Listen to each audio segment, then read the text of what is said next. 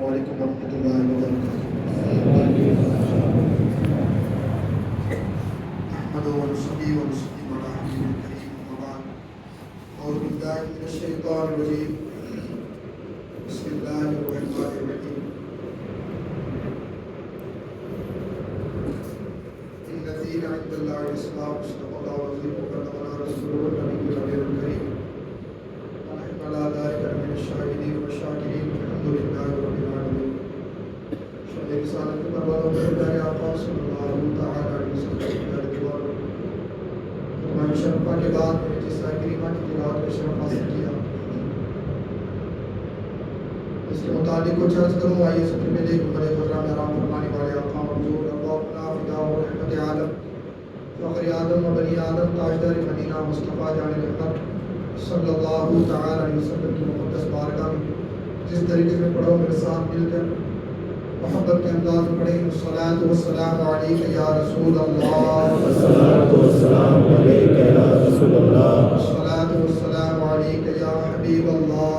الصلاۃ والسلام علیک یا حبیب اللہ. الصلاۃ والسلام علیک یا نبی اللہ. الصلاۃ والسلام علیک یا نبی اللہ. وعلی آلک وعلی آلک واصحابک واصحابک یا نور اللہ. یا نور اللہ. صلی اللہ تعالی صلی اللہ تعالی علیہ وسلم. علیہ وسلم. وہی رب ہے جس نے تجھ کو ہمتن کرم بنایا. وہی رب ہے جس نے تجھ کو ہمتن کرم بنایا. ہمیں بھیک مانگنے کا تیرا واسطہ بتایا. ہمیں بھیک مانگنے کو تیرا واسطہ بتایا. تجھے حمد ہی خدایا. تجھے حمد ہی خدایا. یہی بول سدر والے چمنے جہاں کے تھالے. یہی بول سدر والے چمنے جہاں کے تھالے. سبھی میں نے چھان ڈالے تیرے پائے کا نہ پایا. تجھے یک نے یک بنایا. تجھے یک نے یک بنایا. تجھے حمد ہی خدایا. تجھے حمد ہی خدایا. وقوار پاک مریم ونفخت فیہ قادم. وقوار پاک مریم ونفخت فیہ قادم.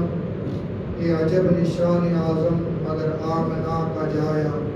وہی سب سے افضل آیا. وہی سب سے افضل آیا. تجھے حمد ہی خدایا. تجھے حمد ہی خدایا. میرے پیارے آقا صلی اللہ تعالی علیہ وسلم کی پیاری بات.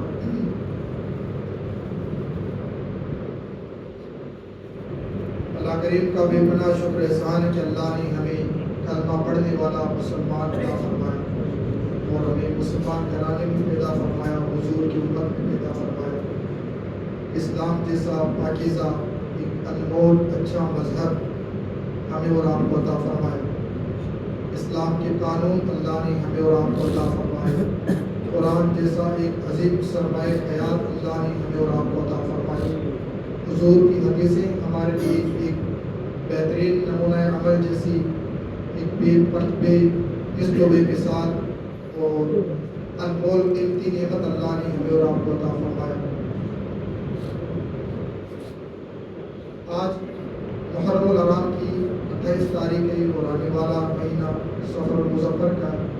پھر جو آنے والا مہینہ ہے وہ پیارے آقا صلی اللہ تعالی علیہ وسلم کی ولادت باصحادت کا پاکیزہ مہینہ. اس کو پوری دنیا بڑی بےتابی کے ساتھ بڑی بے چینی کے ساتھ میں انتظار کرتی ہے کہ حضور کا میلاد آئے. ہم اپنی محبتوں کا سوغات مصطفیٰ پیاری صلی اللہ تعالی علیہ وسلم کی بارگاہ پیش کریں. یاد رکھیں اس وقت جو عید میلاد کا پاکیزہ سنہری موقع آنے والا ہے وہ حضور صلی اللہ تعالی علیہ وسلم کے 1500 سال یعنی حضور کی ولادت کو 1500 سال مکمل ہوتے ہیں. ہجری مہینہ ہجری جو سال بھی چل رہی ہے وہ 1447 ہے اور حضور کی ولادت کو 1500 سال مکمل ہو جائے گا انشاءاللہ. اس طریقے سے حضور اسلام کا جو آنے والا میلاد ہے یہ 1500واں میلاد ہے.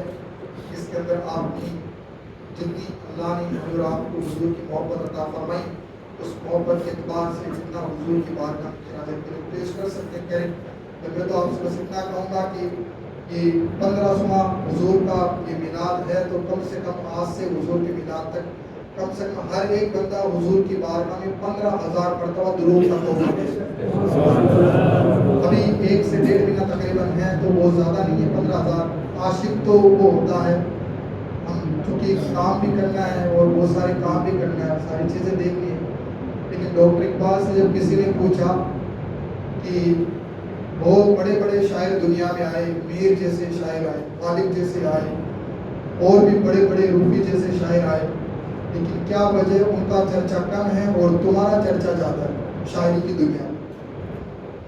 تو ڈاکٹر اقبال نے کہا تھا کہ میں جب سب سے پہلے مصطفیٰ کی نعت لکھنے کے لیے بیٹھا تو نعت لکھنے سے پہلے مصطفیٰ جان محمد صلی اللہ تعالی علیہ وسلم کی بارگاہ میں 1 کروڑ مرتبہ درود کا تحفہ بھیجا، تو اللہ تبارک و تعالیٰ نے مجھے دنیا میں مشہور فرمایا۔ تو جتنا اللہ آپ کو توفیق دے، لیکن یہ محبت کی بات ہے، کم سے کم 15,000 تو ہونی چاہیے۔ اگر روز کی 100-200 مرتبہ پڑھیں تو انشاءاللہ 15,000 کی آسانی سے ہو جائے گی۔ تو یہ حضور کا میلاد ہے، یہ محبت کی سوغات ہے۔ آپ جتنی حضور سے محبت کی دلیل پیش کر سکتے ہیں کریں، اس لیے کہ یہ محبت کی بات ہے، محبت کی بات محبت والے سمجھتے ہیں۔ اللہ قرآن میں ارشاد فرماتا ہے ان الدین عند اللہ الاسلام۔ مجھے کچھ باتیں آپ سے کرنی ہیں، وہ آپ غور سے بات فرما لیں، اس لیے کہ آج کے اس پرفتن دور کے اندر ہمیں اپنا ایمان بچانا بڑا مشکل ہو گیا، اور کتنا مشکل ہو گیا ہے۔ اس مشکل کو اللہ کے رسول صلی اللہ تعالی علیہ وسلم نے آج سے تقریباً 1400-14.5 سال پہلے ارشاد فرما دیا، ایک زمانہ ایسا آئے گا ایمان بچانا اتنا مشکل ہو جائے گا جتنا کہ ہاتھ کے اندر انگارہ لینا مشکل ہو جائے گا۔ ویسا ہی آج ہمارے لیے ایمان کا بچانا بڑا مشکل یہ پہلو آ چکا ہے، اور بڑی عجیب گھڑی آ کر کے ہمارے اور آپ کے سامنے ایک چیلنج کرتی ہے کہ بندے تو اپنا ایمان بچا کیسے بچا۔ یاد رکھیں، جو انسان ایمان بچا کر، اپنا مذہب بچا کر، اپنا اسلام بچا کر جو خدا کی بارگاہ میں چلا گیا، وہی سب سے مضبوط اور سب سے کامیاب انسان ہے۔ ایمان جو اپنے ساتھ میں لے گیا انسان خدا کی بارگاہ میں، وہی سب سے مقبول بنتا ہے۔ اور ایمان کس کا مضبوط ہے، کس کا ایمان سلامت ہے، یہ ابھی ہم کچھ نہیں کہہ سکتے ہیں، بس اللہ تبارک و تعالیٰ قرآن میں ارشاد فرماتا ہے فَمَنْ زُحْزِحَ عَنِ النَّارِ وَأُدْخِلَ الْجَنَّةَ فَقَدْ فَازَ وَمَا الْحَيَاةُ الدُّنْيَا إِلَّا مَتَاعُ الْغُرُورِ۔ جو جہنم سے بچا کر کے جنت میں ڈال دیا گیا وہی کامیاب انسان ہے۔ یہ دنیا تو یہ کھیل کود کی اور دھوکے کی زندگی ہے۔ اصل انسان کامیاب وہ ہے جو جہنم سے بچا کر کے جنت میں ڈال دیا گیا ہے، وہی بس ایمان والا بنتا ہے، وہی کامیاب بنتا ہے۔ آج کے اس پرفتن دور کے اندر، اس خطرناک ماحول کے اندر ایک لہر چل چکی ہے۔ ہمارا معاشرے کا نوجوان، چاہے لڑکا ہو یا لڑکی ہو، وہ ارتداد کی طرف اتنی تیزی کے ساتھ قدم بڑھا رہے ہیں کہ جس کی کوئی انتہا نہیں۔ وہ جو اپنے من میں آتا ہے وہ بول کر کے پک کر کے اسلام سے پھر جاتے ہیں، اور خود بھی بدنام ہوتے ہیں، معاشرے کو بدنام کرتے ہیں، ماں باپ کو بدنام کرتے ہیں، فیملی کو بدنام کرتے ہیں، اسلام کو بدنام کرتے ہیں، حدیث مصطفیٰ کو بدنام کرتے ہیں، قرآن کو بدنام کرتے ہیں، اسلام جیسے پاکیزہ مذہب کو بدنام کرتے ہیں۔ جو من میں آتا ہے، بچے سے ہی جوانی کی دہلیز پر قدم رکھیں، بس جو مرضی میں آیا وہ پک کر کے وہ چلا گیا۔ ایسا لگتا ہے کہ اسلام نے ان کو باندھ کر کے رکھا ہوا ہے، اور بہت زیادہ ظلم و ستم کے پار توڑ کے ان کے اوپر، جو اب بلوغت کی منزل پر قدم رکھ کر کے بالکل آزاد ہو جانا چاہتے ہیں۔ یاد رکھیں، اسلام وہ پاکیزہ مذہب اور وہ انمول نعمت اللہ کی ہمارے اور آپ کے پاس میں ہے کہ جب اسلام کے دامن میں کوئی انسان آ جاتا ہے، ایسی خوبصورت زندگی وہ گزارنے کے لیے تیار ہو جاتا ہے کہ وہ زندگی اس کے لیے قبر کے اوپر بھی کام آتی ہے، قبر میں بھی کام آتی ہے، اور حشر کے میدان میں بھی کام آتی ہے۔ اور جب تک لوگ اسلام کو پائے نہیں تھے، جب تک لوگوں کے ہاتھ میں اسلام جیسا پاکیزہ مذہب آیا نہیں تھا، آپ زندگی پڑھ کر کے دیکھیں لوگوں کی، آپ اتہاس اٹھا کر کے دیکھیں زندگی لوگوں کی، کہ جب اسلام آیا نہیں تھا لوگ ایک جانور سے بدتر زندگی گزارنے پر مجبور تھے۔ آج وہی لڑکی جو اسلام کے بارے میں بکواس کرتی ہوئی نظر آتی ہے، اسلام آنے سے پہلے اپنا اتہاس پڑھ کر دیکھ رہے کہ لوگ تیری زندگی کیسے کیا کرتے تھے. وہ ایک نوجوان لڑکا جو اسلام لانے کے بعد جب بالغ ہو جاتا ہے وہ اپنی مرضی کے مطابق کیا جملے پک کر کے اسلام سے پھر جاتا ہے. وہ اپنی زندگی اٹھا کر کے دیکھے اسلام لانے سے پہلے تیری حیثیت کیا تھی, تیری اوقات کیا تھی. پڑھ کر کے دیکھو اسلام نے ہمیں پڑھا نہیں ہے. وہ جب پڑھا نہیں ہے تو ایک نوجوان لڑکی ایک نوجوان لڑکا جب بالغ ہونے کے قریب ہوتا ہے یا بالغ ہو جاتے ہیں کیسے وہ جملے پکنا شروع کر دیتے ہیں. اسلام تو وہ پاکیزہ مذہب ہے. میں کسی چیز کو پسند کرتا ہوں, ہو سکتا ہے اس کے اندر خطا کر بیٹھوں. آپ کسی چیز کا سلیکٹ کرتے ہیں, کسی چیز کو پسند کرتے ہیں, کسی چیز کو پیاری کرتے ہیں, کسی چیز کو محبوب بناتے ہیں. ہو سکتا ہے آپ کو سلیکٹ کرنے کے اندر وہ نقصان ہو جائے, لیکن مجھے آپ بتائیں, ایمانداری سے بتائیں, جس چیز کو اللہ تبارک و تعالیٰ نے ہمارے اور آپ کے لیے پسند فرمایا ہے, کیا اللہ تبارک و تعالیٰ اس چیز کے اندر معاذ اللہ خطا کر بیٹھے گا؟ نہیں. اللہ ارشاد فرماتا ان الدین عند اللہ الاسلام, بے شک اللہ کے نزدیک جو سب سے پاکیزہ اور سب سے مذہب اور سب سے محبوب کوئی مذہب ہے وہ دین اسلام, اور جو اللہ تبارک و تعالیٰ اور آپ اسی مذہب کے حوالے سے لوگ کہتے ہیں نہیں یوں نہیں یوں ہے. اچھا وہ تو چلو جوانی کی دہلیز پر قدم رکھ رہے ہیں, جذبات کے عالم میں بیٹھ جاتے ہیں, لیکن آج بہت سارے لوگ روڈ پر چلتے چلتے شرک اور بدعات اور کفر کے فتوے مارتے ہوئے نظر آتے ہیں. ابھی کچھ دن پہلے ایک صاحب نے مجھے آ کر کہا کہ اس بندے سے کسی نے کہا کہ جو ہم نیت کرتے ہیں, اب دیکھیں ہماری قوم کہاں تک پہنچ چکی. یہ واٹس ایپ, یوٹیوب اور یہ فیس بک کی دیر ہے جو ہماری قوم کہاں سے کہاں تک پہنچ گئی, کیونکہ ہمارے پاس اتنا ٹائم نہیں ہے کہ ہم آ کر کے قرآن کو پڑھیں, حدیث کو پڑھیں, کسی دیندار کے پاس, کسی عالم دین کے پاس بیٹھ کے سمجھیں کہ اسلام کیا ہے. ہم نے اسلام کو یوٹیوب سے سمجھا ہے تو یوٹیوب کے مولوی بن کر کے رہ گئے اور اپنے ایمان کا جنازہ نکال کر بیٹھے. وہ بھائی آ کر کے مجھے بولے کہ ان کو کسی نے کہا کہ جو ہم نیت باندھ کر نیت کی میں نے 2 رکعت نماز فرض, نیت کی میں نے 2 رکعت نماز سنت, یہ جو پڑھتے ہیں یہ شرک ہے, یہ نیت کرنا شرک ہے. اب اس کا مطلب یہ ہوگا پوری دنیا کے اندر سارے ہم مشرک ہو گئے. معذرت, دن کے اندر ہم 48 مرتبہ شرک کرتے ہیں, 48 مرتبہ, اس لیے کہ 4 رکعت فجر میں کرتے ہیں شرک, 12 رکعت ظہر میں کرتے ہیں, 8 رکعت عصر میں شرک کرتے ہیں, اور جناب والا 7 رکعت مغرب میں کرتے ہیں, اور 17 رکعت عشاء میں کرتے ہیں. ہر وقت یہ تو بولتے ہیں 2 رکعت نماز سنت فجر کی, نیت کی میں نے 2 رکعت نماز فرض فجر کی, 4 رکعت نماز ظہر کی سنت کی میں نے نیت کی, نیت کی میں نے 4 رکعت فرض ظہر کی. یہی تو کرتے ہیں نیت کی میں نے. وہ صاحب بولے یہ تو شرک ہو گیا صاحب, یہ شرک ہے. اب مجھے بتائیں آپ میں سے کتنے لوگ ہیں جو مسلمان بچے ہیں آج تک؟ ایک تو یہ میری قوم بہت مشکل سے تو مسجد کے اندر آتی ہے, جمعہ تو آتی ہے, اس کے اندر ہی ہم اگر مشرک بنانے لگ جائیں گے تو مجھے بتائیں کہ اس مسجد کو آباد کرنے والے کون بچے گے؟ کہ محمد سے وفا تو نے تو ہم تیرے ہیں, اے جہاں چیز کا لوح و قلم تیرے, ہمیں کرنی ہے شہنشاہ بطحا کی رضا جوئی, وہ اپنی ہو گئے تو رحمت پروردگار اپنی. ہمیں مصطفیٰ کا قانون ماننا ہے, ان یوٹیوب کے موضوع کی بات نہیں سننی, اس لیے کہ اگر یوٹیوب سے دین سیکھو گے, اگر آپ ہر چیز یوٹیوب سے سیکھو گے یا گوگل سے سیکھو گے تو گوگل آپ کو کسی ایسے موڑ پر لے جا کر پھنسا دے گا, نہ تو پیچھے آ سکتے ہو نہ آگے جا سکتے ہو, نہ آگے آ سکتے ہو نہ پیچھے جا سکتے ہو. یعنی اس کے اندر یہ آ گیا نیت کی میں نے, جو یہ میں نے کہا نا یہ شرک ہو گیا. پھر تو بھائی صاحب سانس لینا مشکل ہو جائے گا,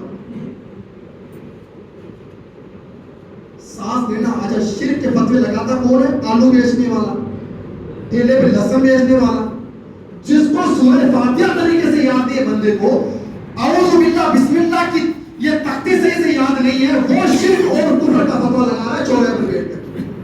آپ کو سب کو شرک بنا رہے ہیں لوگ, آپ کوئی مسلمان نہیں بچے. اس کا مطلب جمعہ کے اندر 14 مرتبہ آپ شرک کرتے ہیں مسجد کے اندر. یہ ہماری قوم کا نظریہ, یہ ہماری قوم کی سوچ بن چکی. یہ ہماری قوم کہاں تک جا رہی. اب ان کو تو بول دیں کہ چلو وہ جذبات کے اندر بیٹھ گئے, جوانی کی دہلیز پر قدم رکھے, جذبات کے اندر بیٹھ کر کے انہوں نے کہا چلو جملہ بولے. لیکن جو اپنے آپ کو بہت زیادہ دماغدار کہنے والے وہ شرک کے فتوے پاڑ رہے ہیں, جبکہ فرمایا گیا ہے شرک کسے کہتے ہیں. اگر ان سے پوچھ لیا جائے شرک بھائی کہتے ہیں کس کو, شرک کا مطلب کیا ہوتا ہے, کفر کس سے بولتے ہیں, شرک کی قسمیں کتنی ہوتی ہیں, حدیث کس سے بولتے ہیں, حدیث کی قسمیں کتنی ہوتی ہیں, آیت کس سے بولتے ہیں, آیت کی قسمیں اسلام کا کیا مطلب ہوتا ہے، قرآن کے اندر کتنی آیتیں متشابہات ہیں، کتنی غیر متشابہات ہیں، ان کا وزن اڑتا ہوا نظر آئے گا اگر ایسی باتیں آپ سن سکتے ہیں. لیکن صاحب چلتے پھرتے بھولے بھالے مسلمان کو شرک مشرک بناتے نظر آ رہے ہیں. یہ کہاں تک دھندا چلے گا بھائی؟ آپ اگر آپ سے کوئی بات کرنی ہے تو آ کے بیٹھ کے بات کرو نا بھائی. کیوں آپ کسی بھولے بھالے مسلمان کو مسجد سے دور کر رہے ہو؟ کیوں کسی کے اوپر شرک اور کفر کے فتوے لگا رہے ہو؟ شرک اور کفر کا یہ ٹاپک اتنا نازک ہے، بڑے بڑے چوٹی کے علماء اس پر بحث کرنے سے کتراتے ہیں کہ کہیں کوئی جملہ ایسا نہیں نکل جائے جس کی وجہ سے ہمارا ایمان اکارا چلا جائے. لیکن صاحب چوراہے پر چلتا پھرتا انسان جیب کے اندر اتنا یہ شرک اور کفر کا یہ فتوا لے کر گھوم رہا ہے، جتنا سستا مارکیٹ کے اندر آلو اور لہسن نہیں بکتا ہے اس سے کئی گنا سستا شرک کا فتوا پر بڑھتا ہوا نظر آتا ہے. ایک آیت بندہ سے نہیں پڑھ پائے گا لیکن وہ شرک کا فتوا دے. نہیں صاحب شرک کر لیا، نیت کی میں نے 2 رکعت دیا، آپ نے کیا شرک ہو گیا. میں نے کہا بھائی آپ اس سے پوچھتے صرف نیت کرنا کیسے ہے؟ بولے نہیں پھر عمل دل میں جو ہو گئی وہ نیت ہو گئی. تو دل میں نیت کون کر؟ دل میں نماز میں بھی تو کروں گا، میں نے دل میں جو میں تو آئے گا اس کے اندر، تو پھر یہ بھی تو شرک ہو گئی، یہ بھی تو شرک ہو گئے. لیکن لوگ سمجھتے نہیں ہیں، بس اس جذبات کے بھاؤ کے اندر ایسے نہر کے اندر سے بہہ جاتے ہیں. پر جو سن لیا وہ دماغ کے اندر بٹھا لیا. اتنی توفیق نہیں ہوتی ہے. قرآن کھول کر کے دیکھیں، حدیث اگر پڑھنا چاہتے ہیں تو پڑھ کر کے دیکھیں. اگر نہیں پڑھنا جانتے ہیں، نہیں سمجھنا جانتے ہیں تو دیندار ہر محلے کے اندر مسجد ہے، ہر محلے کے اندر آپ کو کتابیں اویلیبل ہو جائے گی. بیٹھ کے بات کر کے دیکھیں بھائی کہ شرک کہتے کسے ہیں. ہر کسی ایسے شرک کا فتویٰ آپ لگائیں گے تو پوری دنیا میں ایک بھی بندہ آپ مجھے مسلمان نہیں بتا سکتے، کوئی بھی مسلمان نہیں بتا سکتا. شرک سمجھے کسے بولتے ہیں؟ اللہ تبارک و تعالیٰ کی ذات و صفات میں کسی کو شریک ٹھہرا لینا یہ شرک ہے. اللہ کی ہم عبادت کرتے ہیں، اگر یہی عبادت کسی اور کی کرنے لگے یہ شرک ہوتا ہے. ہر جگہ شرک نہیں پایا جاتا، ہر جگہ بدعت نہیں پائی جاتی، ہر جگہ کفر نہیں پایا جاتا. کفر الگ چیز ہے، شرک الگ چیز ہے. کفر کی کتنی قسمیں وہ الگ ہے، شرک کی کتنی قسمیں وہ الگ ہے. ایمان کتنی کیٹیگری کا ہوتا ہے وہ الگ ہے. لیکن ایک نام سیکھ لیا شرک، شین را کا اپنے نام سیکھ لیا بھائیوں نے، اور بس چلتے پھرتے بھائی تو ہی شرک ہے، تو ہی مشرک ہے، تو ہی مشرک، تو ہی سارے مشرک، سب مشرک، کوئی مسلمان نہیں بچا. یہ قوم جو جمعہ آ رہی ہے اس کو بھی بھگانا چاہ رہے ہیں. 5 دن تو ہم آتے نہیں، بہت کم لوگ 5 دن آتے. جو 5 دن آتے ہیں وہ تو 48 مرتبہ شرک کرتے ہیں، اور جو جمعہ کا آتے ہیں وہ 2 مرتبہ شرک کرتے ہیں. بہت سارے 8 مرتبہ شرک کرتے ہیں، بہت سارے 14 جو پوری پڑھتے ہیں 14 مرتبہ شرک. جس کو سمجھنا ہے شرک کسے بولتے ہیں، جو جن کو بہت سوال ہے نا شرک فتوا، وہ آئیں بیٹھ کے بات کریں. اس محلے کا کوئی بھائی ہے تو میں اسی محلے میں رہتا ہوں، یا جس محلے کے امام سے جا کر آپ ملیں. شرک کہتے ہیں کسے، بدعت کہتے ہیں کسے، کفر کہتے ہیں کسے، ایمان کسے بولتے ہیں. اچھا ان سے پلٹ کر بول دیا جائے ایمان کسے بولتے، ایمان کی تعریف کر کے بتاؤ. بس وہ آپ سے منہ چڑا کر بھاگنے کے لیے تیار ہو جائے. یا اس سے خود سے پوچھ لیا جائے شرک کہتے ہیں کسے، تو وہ خود جان چڑا کر آپ سے بھاگتا ہوا نظر آئے. تو بھائی یہ پہلی بات تو حق کس نے دے دیا بھائی آپ کو روڈ پہ چلتے ہوئے شرک کا فتویٰ لگائیں. شریعت کا مسئلہ یہ سن لیجیے آپ، شریعت کا مسئلہ یہ ہے اگر کوئی غیر عالم ہے، اگر کوئی عالم نہیں ہے، اور عالم کی ڈیفینیشن کیا؟ عالم کی ڈیفینیشن شریعت کے اندر یہ ہے اس کے پاس اتنا علم ہونا چاہیے کہ جو اپنے علم کے اکارڈنگ اگر ضرورت پڑ جائے تو وہ بڑی بڑی کتابوں سے مسائل نکال سکے، اس کو عالم کہا جاتا ہے. اب کہا گیا ہے کہ اگر غیر عالم منبر پر یا کرسی پر بیٹھ کر تقریر کرتا ہے تو اس کو تقریر کرنے کی اجازت نہیں. بات سمجھ نہیں آپ؟ غیر عالم، عالم میں نے بتا دیا کس کو بولتے. اب غیر عالم اگر کوئی منبر پر یا کرسی پر اسٹیج پر بیٹھ کر کے تقریر کرتا ہے، شریعت اس کو اجازت نہیں دیتی ہے وہ بیٹھ کر تقریر کرے، وہ منبر پر تقریر کرے. اب وہ چاہے حافظ ہو چاہے خالی قاری ہو، اگر اتنا علم اس کے پاس میں نہیں ہے کہ وہ اپنی بڑی بڑی کتابوں سے یا کتابوں سے فقہی مسائل، جو فقہی کتابیں وہاں سے قرآن حدیث سے یا بڑی بڑی کتابوں سے اپنی ضرورت کے مسائل نہ نکال سکے، وہ بھلے حافظ صاحب ہوں گے یا بھلے قاری صاحب ہوں گے، اگر اس کے بعد اتنا علم نہیں ہے تو وہ شریعت کی زبان کے اندر عالم نہیں ہے. اور اگر ایسا کوئی بندہ کسی ممبر پر کسی اسٹیج پر تقریر کرتا تو شریعت اس کو اجازت نہیں دیتی. جب ایسے بندے کو تقریر کرنے کی شریعت اجازت نہیں دیتی ہے تو آلو بیچنے والے کو شرک اور کفر کا فتویٰ لگانے کا کی اجازت مل سکتی ہے؟ مجھے بتائیں. لیکن ہر چیز میں کفر ڈال رکھا ہے, ہر چیز کے اندر شرک ڈال رکھا ہے. ارے بھائی میرے بھائی اس قوم کو آنے دے, مسجد آنے دے. ویسے بڑی مشکل سے آتی ہے, اور ایک ہفتے کے اندر پوری آدھا گھنٹہ چلاتے تب جا کر کے کوئی لوگ مسجد میں آنے دو. ان کو آنے دو. یہ مسلمان ہیں, ان کو مسلمان ہی رہنے دو, ان کو کہیں اور مت بھیجو. کوشش یہ کرے شرک کو ہٹا کر کے ان کو خدا کی دہلیز پر لا کر کے جھکائیں. اگر ان میں کوئی غلطیاں ہیں, ان میں کوئی خطائیں ہیں, ان سے کوئی گناہ ہو رہے ہیں تو یہ دربار کھلا ہوا ہے, میرے مولا کا دربار کھلا ہوا ہے. میرے مولا ارشاد فرماتا ہے میرے بندے تو گناہ کر لیا ہے, تیرا کام گناہ کرنا تھا, اب گناہ کی ٹوکری لا کے میرے دربار میں رکھ اور سچے دل سے توبہ کر, تیرا مولا آج بھی تجھے معاف کر کر جنت کا فرمان عطا فرماتا. آپ تو صحیح میرے بھائیوں کو مسجد میں لاتے نہیں اور شرک کے پتے بار روڈ پر کھڑے ہو کے بار یہ بدعت ہو گئی, یہ شرک ہو گئی, یہ ہوگا, یہ مزار پر چلا گیا تو شرک ہو گیا, بدعت ہو گئی. فاتحہ پڑھتے قبرستان کسی اپنے گھروں میں ماں باپ کی بخشش کی دعا کرنے کے لیے چلا گیا تو یہ بدعت ہو گئی, یہ شرک ہو گیا. تو پھر بچے کے کہاں پر بچ سکتے؟ دو چیز میں بچ سکتے ہیں. پھر اللہ تبارک و تعالیٰ کھانے پینے سے پاک ہے, اللہ تبارک و تعالیٰ سونے سے پاک ہے. آپ سوئیں گے تو شرک نہیں ہوگا, آپ کھائیں گے تو شرک نہیں ہوگا, باقی ہر چیز میں شرک ہو جائے گا. اللہ دیکھتا ہے, ہم بھی دیکھتے ہیں, یہ شرک ہو جائے گا. اللہ سنتا ہے, ہم بھی سنتے ہیں, یہ شرک ہو جائے گا. اللہ دیکھتا ہے, ہم بھی دیکھتے ہیں, شرک ہو جائے گا. اللہ کلام فرماتا ہے, ہم بھی بات کرتے ہیں, شرک ہو جائے گا. اللہ زندہ ہے, ہم بھی زندہ, شرک ہو جائے گا. اگر یہ شرک کی یہی ڈیفینیشن کی جائے, یہی تعریف کی جائے تو کوئی بندہ دو تین باتوں کو چھوڑ کے مسلمان بچ ہی نہیں سکتا. ہر چیز میں شرک ہو جائے گا. آپ زندہ ہے کہ نہیں؟ آپ سب زندہ. جب تک آپ زندہ ہیں, اگر آپ سے کہا جائے کہ اس کا آپ زندہ ہیں, اس کا عربی میں کوئی ٹرانسلیٹ کر کے بتائیں تو یہی ہوگا انا حی, میں زندہ ہوں.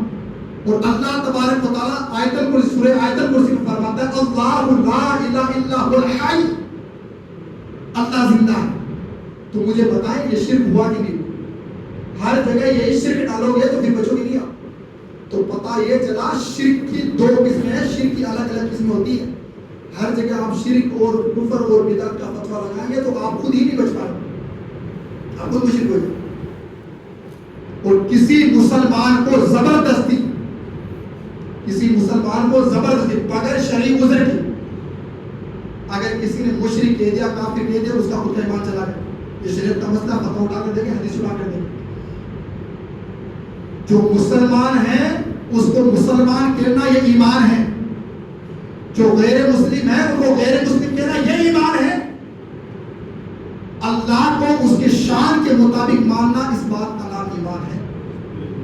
لا الہ الا اللہ محمد رسول اللہ, ہم جو کلمہ پڑھتے ہیں اس کا مطلب کیا ہے, اس کے تقاضے کیا ہے؟ لا الہ الا اللہ محمد رسول اللہ ایک لائن ہے, اس کے اندر پورا قرآن سمٹ گیا ہے, پورا اسلام سمٹ گیا اس کے اندر.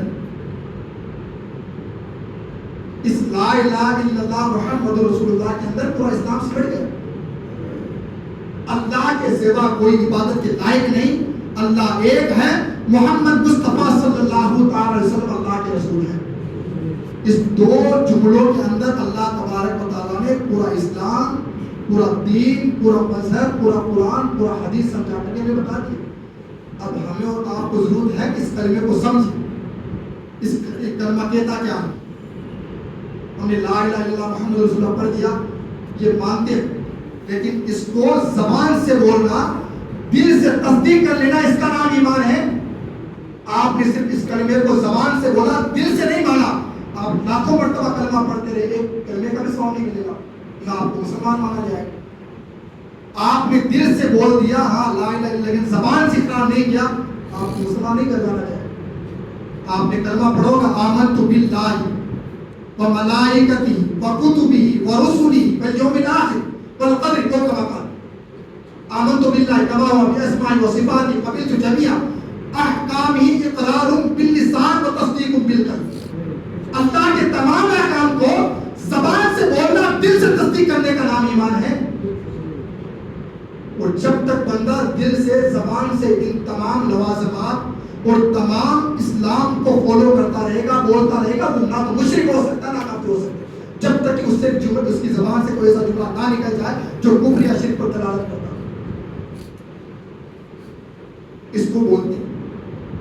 لیکن بھائی سمجھتے ہیں نہیں، پڑھتے ہیں نہیں، دین کے قریب آتے ہیں نہیں، بس ایک رٹ پکڑا دیے، طوطے کو رٹ نہیں پکڑاتے ہیں، بھائی تجھے یہی بولنا دین پر، بس وہ ٹے ٹے ٹے ٹے کرتا رہتا ہے۔ یہی ہمارے نوجوان کو بھائیوں کا حال، بس ایک چیز پڑھ دی، یہ شرک ہے، یہ شرک ہے، یہ شرک ہے، یہ شرک، یہ شرک ہو کیسے گیا؟ کہ اللہ تبارک و تعالیٰ نے صرف اس کائنات میں صرف شرک ہی کو پیدا فرمایا، کوئی دوسری چیز ہے نہیں، کوئی چیز نہیں دوسری۔ آئے بیٹھے، اگر آپ کے دل و دماغ کے اندر کوئی خدشہ ہے یا کوئی ڈاؤٹ آپ کے دل و دماغ کے اندر، تو آئے بیٹھے، میں آپ کو دعوت فکر دیتا ہوں، آئے بیٹھے، میں 24 گھنٹہ آپ کے لیے سیوا کے لیے حاضر ہوں، لیکن آئے بیٹھے اور سمجھے شرک کسے کہتے ہیں، بدعت کسے کہتے ہیں، اور کفر کسے کہتے ہیں، ایمان کسے کہتے ہیں۔ یا تو آپ مجھے بتا دیں شرک کسے کہتے ہیں، ایمان کفر کسے کہتے ہیں۔ جب آپ نہیں بتا سکتے تو آپ آ کر کے بیٹھے، سیکھے، دین سیکھے، آپ کو بتائے گا۔ اس بھولی والے قوم کو، اس بھولے والے مسلمان دین سے دور نہ کریں۔ اللہ اللہ کر کے بلائی جاتی ہے، بڑی مشکل سے جمع ہوتی ہے قوم یہاں۔ ہاں، اگر کھانے کے لیے کہہ دیا جائے تو بڑی آسانی ہے، آپ کو دعوت دینے کی ضرورت پڑی، ایک کو دعوت دے، دو سائڈ میں چلے جائیں ساتھ میں آپ۔ لیکن جہاں دین کے بارے میں بلایا جائے گا تو پھر بڑی سوچ سمجھ کے بلانا پڑتا ہے، اور بڑی سوچ سمجھ کے قوم آتی ہے، اور آتی ہے تو آپ خدا کے واسطے ان کو دور مت کرو، ان کو ڈراؤ مت۔ آپ کو کوئی حق نہیں پہنچتا کہ آپ روڈ پر چل کر کے آپ الٹی سیدھی باتیں کریں۔ آپ کو بات کرنے کا شوق ہے، دین کے حوالے سے کرنے کی بات کرنے کا شوق ہے، تو آپ بیٹھے، آپ کسی ادارے میں جائیں، مسجد میں کسی امام کسی عالم کے سامنے بیٹھ کر بات کریں، آپ اچھی طریقے سے انشاءاللہ تبارک کر سکتے ہیں۔ لیکن آپ کو کوئی رائٹ نہیں بنتا ہے کہ آپ باہر لے کر کے یہ فتنہ پھیلائیں اور قوم کے اندر انتشار پیدا کریں۔ سمجھے بات، اسلام بڑا نیچرل مذہب ہے ہمارا۔ ہاں، اللہ تبارک و تعالیٰ نے بہت آسان کر کے اسلام کو ہمیں اور آپ کو عطا فرمایا، اور بہت ساری چیزیں جو پہلے کے مذہب کے اندر، جو سرکار موسیٰ پیغمبر کی شریعت میں، سرکار عیسیٰ پیغمبر کی شریعت میں، اور دوسرے نبیوں کی جو شریعت کے اندر جو باتیں تھیں، اللہ تبارک بہت ساری باتیں تو منسوخ فرما دی، ختم فرما دی۔ بہت ہی آسان اسلام کو اللہ تبارک و تعالیٰ نے ہمیں اور آپ کو عطا فرمایا،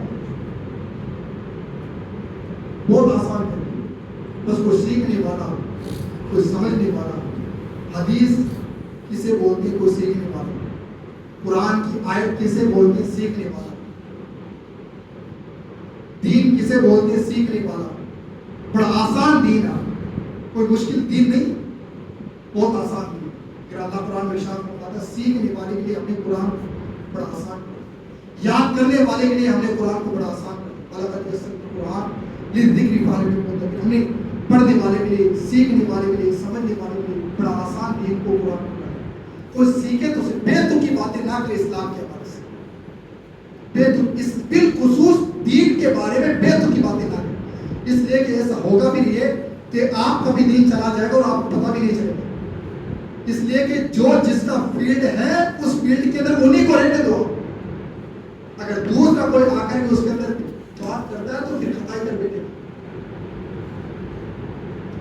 دین یہ کوئی بحث کرنے کا مذہب نہیں ہے، یہ سیکھنے کا مذہب ہے۔ ہاں، دین بحث کرنے کی چیز نہیں ہے، دین تو سیکھ کر اس پر عمل کر کے انسان کو جنت کا مسافر بنانے والا یہ مذہب ہے۔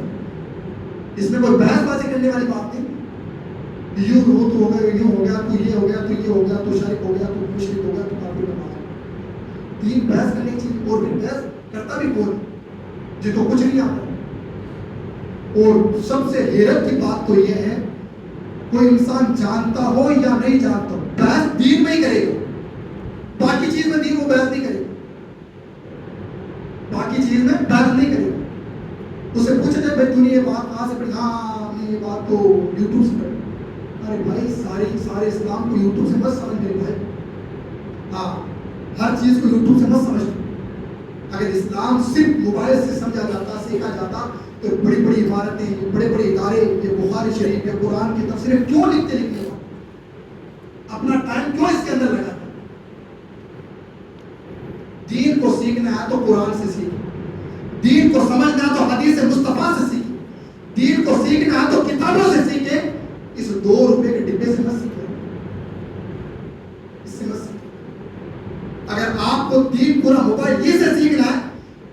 میری 2 بات اور مان لیں. اگر آپ کو موبائل سے سارا دین سیکھنا تو 2 بات میری اور مان لیجیے. اللہ نہ کرے 1000 بار نہ کرے آپ کے ساتھ، 100 بار نہ کرے اللہ. اگر کوئی آپ کے گھر کے اندر یا آپ خود بیمار ہو جائے تو آپ کسی سرجن کے پاس، کسی نیورو کے ڈاکٹر کے پاس، کسی بڑے ڈاکٹر کے پاس نہ جا کر کے آپ گوگل یوٹیوب کھول لیجیے. سمجھیے بات؟ ہاں، ساری چیزیں آپ کو، دوائی بھی وہاں آپ کو مل جائے گی، میڈیسن آپ کو وہاں مل جائے گی، ساری چیزیں آپ کو وہیں سے آپ لے لیں. 500 روپये آپ کو پرچی کا بھی بچے گا، سب آپ بچے گا، اور وہیں سے دوائی لے کے آپ اور جا کے میڈیکل والے بولے بھائی میری یہ بیماری ہے اور یہ مجھے دوائی ختم. پھر آپ کو سمجھ آ جائے گا کہ یہ موبائل ہمیں کہاں تک گائیڈ کرتا ہے اور کہاں ہمارے لیے نقصان. یہ ایک بات اور آپ نے اپنے ذہن کے اندر محفوظ کریں. لیکن آپ کو دین، آپ یہ بات نہیں کریں گے کیونکہ آپ کو کوئی پرابلم ہوگی تو آپ ڈاکٹر کے پاس جائیں گے، اس سے مشورہ لیں گے، دوائی لکھائیں گے، میڈیسن آپ لکھائیں گے. لکھانے کے بعد بھی ڈاکٹر کہے گا باہر میڈیکل سے لے کے آ جاؤ. وہاں سے لینے کے بعد، میڈیکل سے لینے کے بعد بھی اپنا دل یہ کہے گا یار ایک مرتبہ ڈاکٹر سے چیک کرو، میڈیکل والے نے کہیں مسٹیک تو نہیں کر دی. پھر بھی ہم چیک کروائیں گے. جہاں ہماری ذات کی باری آ جاتی ہے، دوائی کی باری آ جاتی تو احتیاط کے ساتھ قدم اٹھاتے، اور جہاں دین کی باری آتی تو ہم کچھ نہیں سمجھتے دین کو. ایک ٹھیلے کا آلو سے بھی ہم نے کم دین کو سمجھ رکھا.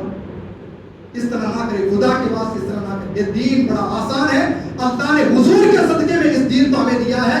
کربلا کے میدان میں میرے امام نے پورے خاندان کو کٹوایا، تب جا کے اسلام ہماری جولی میں آیا ہے. اللہ کریم کی بارگاہ میں دعا تبارک و تعالی ہم سب